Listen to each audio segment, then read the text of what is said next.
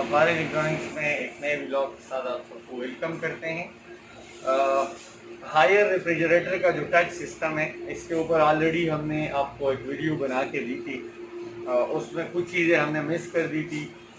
Video डालने के बाद हमें काफ़ी सारे उसके ऊपर कमेंट्स आए। लोगों ने अपने मसले बयान कर दिए थे कि जी ये मसले आ रहे, स्टिल ये कंफ्यूजिंग है, इसके बारे में बताया जाए। तो आज हम दोबारा से एक वीडियो डालने लगे हैं। कोशिश करते हैं कि जितने भी सारे मसाइल है तो वो सारे आज आपको जो है हल करके दे दें। तो स्टार्ट करते हैं। आप ये ध्यान में रख लें, जब आप रेफ्रिजरेटर को स्टार्ट करते हैं, नया लगाते हैं, तो वो इस तरीके के साथ जब है वो फंक्शन में आ जाता है। जैसे मैं अभी खोल रहा हूँ, यहाँ से जब मैं उसको ओपन करता हूँ, 3 सेकंड का ये लॉक लगा हुआ है, ठीक है जी। 3 सेकंड का लॉक खोलने के बाद ये जब ओपन हो जाए, अब ये ओपन हो गया, तो नीचे कोई फंक्शन सेट नहीं है। अब आप फ्री है। रेफ्रिजरेटर आपका जो 3 फंक्शन उन्होंने दिए, इनमें से किसी के ऊपर भी ये नहीं लगा हुआ। ऊपर नीचे का टेम्परेचर जोन जो है, ऊपर जो टेम्परेचर है वो इस वक्त ये 15 जो है शो हो रहा है। नीचे का जो टेम्परेचर है ये 22 शो हो रहा है। नीचे वाला टेम्परेचर आप ये जहन में रख ले कि वो आप सेट कर सकते हैं। जैसे अब मैं सेट करता हूँ, 7 पे सबसे हाई है, ठीक है जी, और 1 पे सबसे कम है। मतलब ये 1 पे सबसे कम कूलिंग करेगा, 7 पे सबसे हाई कूलिंग करेगा। जो ऊपर वाला है उसको आप सेट नहीं कर सकते। एक जो है फिटेड ऐसे है कंपनी की तरफ से, ऊपर वाला टेम्परेचर वो हाई ही रहेगा, उसको आप सेट नहीं कर सकते। नीचे वाला जो टेम्परेचर है वो आप अपने हिसाब से टेम्परेचर जोन में नीचे कर रहे हैं, ये आप लगा सकते हैं। 7 पे आप इसको लगा सकते हैं हाई, सर्दियों में आप उसको कम पे कर सकते हैं, 4 पे कर सकते हैं, 5 पे कर सकते हैं, 3 पे, इवन 1 पे भी इसको आप कर सकते हैं। ये तो हो गई ऊपर वाली टेम्परेचर की बात। अब एक सवाल ये आ रहा है कि जी जब हम नीचे वाले जो फंक्शन सेट है, यहाँ पे आप आ गए ना, पावर कूल का फंक्शन है, पावर फ्रीज का फंक्शन है, उसके बाद आ जाता है फजी का फंक्शन है। अब तीनों फंक्शन में से कोई भी एक फंक्शन आप जब सिलेक्ट करते हैं तो ये वाला जो पैनल आपका है ये आपका बंद हो जाता है। फिर टेम्परेचर आप अपनी मर्जी से नहीं लगा सकते, ये ध्यान में रख लें। क्योंकि बाद लोग कहते हैं कि जी हमने नीचे फजी पे लगाया है या पावर फ्रीज पे लगाया है या पावर कूल पे लगाया है, लेकिन ऊपर हमारा टेम्परेचर सेट नहीं हो रहा। तो वो इसलिए सेट नहीं हो रहा कि आपने फ्रिज को एक फंक्शन पे चला दिया है, वो इसी फंक्शन पे ही चलेगा, आप उसके अंदर छेड़छाड़ जो है वो नहीं कर सकते। अगर आपने करनी है परस करें, मैं उसको उस पे लगाता हूँ। अब ये लॉक हो गया, 3 सेकंड में ये अनलॉक हो जाता है। अनलॉक हो गया, थोड़ा सा आगे होकर इनको दिखा दे। फंक्शन में मैं पावर कूल पे लगाता हूँ, ये पावर कूल पे सेट हो गया। तो अब मेरा जो टेम्परेचर है वो सेट नहीं हो सकता। यहाँ से आप देख सकते हैं टेम्परेचर सेट नहीं हो सकता, ये बंद हो जाता है, ठीक है। टेम्परेचर जोन जो आपका है वो उधर ही स्टेल हो जाएगा, आप उसको फिर छेड़ नहीं सकते। अब पावर कूल का क्या फंक्शन है? पावर कूल के ऊपर जब आप फ्रिज को लगा देते हैं तो ये 12 घंटे के लिए ये डायरेक्ट हो जाता है। आपका जो रेफ्रिजरेटर है ये 12 घंटे मुसलसल चलेगा और बेहतरीन कूलिंग करेगा। नीचे वाला जो पोर्शन होगा इसके अंदर ये बहुत ज़्यादा कूलिंग करेगा, ठीक हो गया जी। ये पावर कूल का फंक्शन है। अगर आपको कूलिंग बहुत ज़्यादा चाहिए तो आप ये वाला फंक्शन आपका लॉक हो जाएगा। आप पावर कूल पे 12 घंटे के लिए अपने फ्रिज को डायरेक्ट कर दें, आपका फ्रिज 12 घंटे मुसलसल चलेगा। मुसलसल चलने के बाद नीचे ये बहुत ज़्यादा कूलिंग करेगा। उसके बाद आ जाते हैं जी आगे होके, इनको दोबारा से दिखा दें। अब दोबारा हम इसको अनलॉक करेंगे, आ जाते हैं जी पावर फ्रीज का फंक्शन आ गया।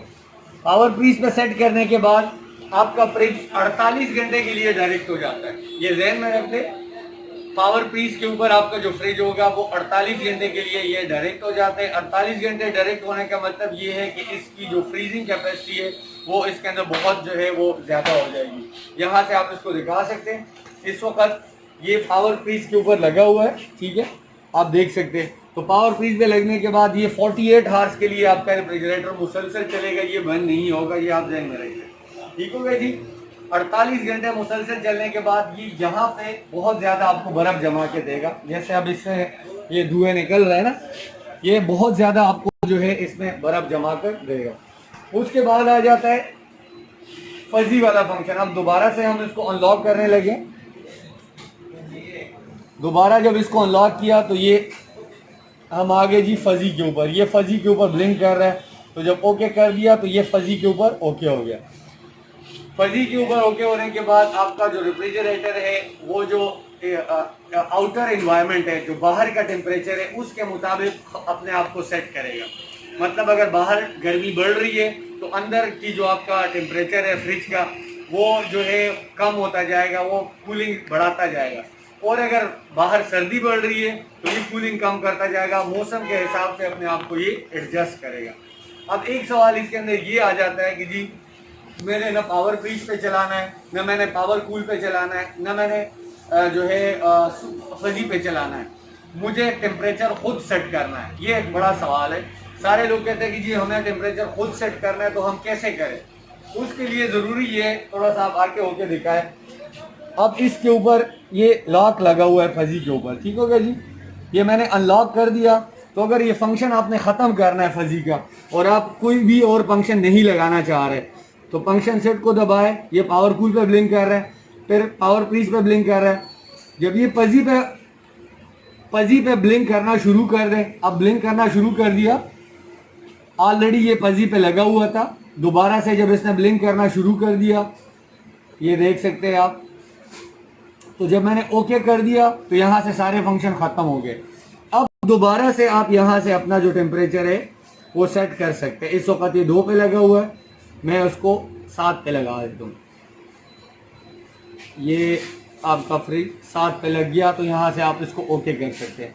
ये वो बेसिक सेटिंग है जो अभी इस वक्त आपका फ्रिज जो शुरू में आप चलाते हैं, ये ध्यान में रखते हैं। अनलॉक करने के लिए अगर आपने टेम्परेचर खुद सेट करना है, आप कहते हैं कि जी मैंने टेम्परेचर खुद सेट करना है, तो उसके लिए ज़रूरी है इधर से आप दिखा रहे हैं, ठीक है, कि अगर आपका फ्रिज इधर से कोई फंक्शन नहीं लगा हुआ यहाँ से, तो आपका फ्रिज का टेम्परेचर निचले वाले हिस्से का आप सेट कर सकते हैं। 7 पे लगा हुआ है, 6 पे कर सकते हैं, 5 पे कर सकते हैं, कम कर सकते हैं, ठीक है। लेकिन अगर यहाँ पे नीचे ये कोई फंक्शन लगा हुआ है, जैसे पावर फ्रीज लगा हुआ है, तो दोबारा यहाँ से आपका टेम्परेचर सेट नहीं हुआ। पावर फ्रीज को अनलॉक करने के लिए आपने करना ये है कि फंक्शन सेट को दबाना है। अब ये पावर फ्रीज पे जब दोबारा जिस फंक्शन पे लगा हुआ है उसी के ऊपर ले आए, जब वहाँ पे ब्लिंक करना शुरू कर दे, ठीक है जी। ये इस पे ब्लिंक करना शुरू कर दिया, जब मैं ओके करूँगा तो यहाँ से सारे फंक्शन ख़त्म हो जाएंगे। तो इस तरह से आप ऊपर वाला जो टेम्परेचर है इसको आप सेट कर सकते हैं। काफ़ी सारे जो है और भी इसके अंदर सवाल है, जैसे आपका जो है रेफ्रिजरेटर अगर ये चलता है, मैंने जैसे आपसे अर्ज किया कि पावर कूल पे ये 12 घंटे डायरेक्ट हो जाता है। तो जब ये 12 घंटे डायरेक्ट हो जाता है तो इस वक्त ये जो फैन स्पीड है इसकी, यहाँ से आपको फैन नज़र आ रहा है, ठीक है, ये जो फैन स्पीड है ये जो है इसके अंदर ये भी तेज़ हो जाती है। अब कुछ लोग कह रहे हैं कि हमारे फ्रिज के अंदर यूवी जो लाइट है वो नहीं है, तो आप ये ध्यान में रख लें, ये TDC सीरीज़ का है, यहाँ से आप दिखा सकते हैं, ये टर्बो कूलिंग वाली सीरीज़ है।